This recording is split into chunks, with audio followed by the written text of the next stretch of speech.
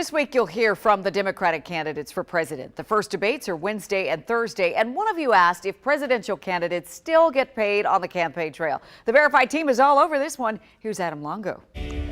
With the upcoming 2020 Democratic presidential candidates debate, our Verify squad is going to be answering all the election-related questions you send to us. Like one viewer who asked us, do all the candidates get paid their federal salaries while on the campaign trail? All right, so first, a politics and international affairs professor at Wake Forest University told us that public officials serving in a position like senator, representative, or governor do collect their salaries while campaigning for another position. All right, we then checked out the Congressional Research Services report that cites the 27th Amendment, and that says no law changing the compensation for services of senators and representatives shall take effect until an election of representatives intends to intervene. And who's covering the cost for candidates' travel?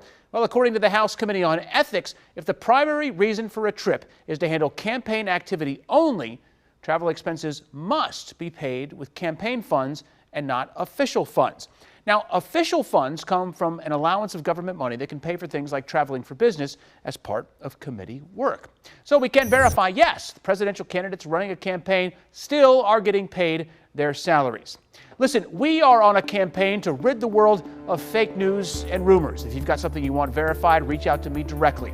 I'm on Facebook and Twitter at Adam Longo TV. You can hit me there. You can find me on Instagram as well at Adam Longo, or email the team, verify@WUSA9.com.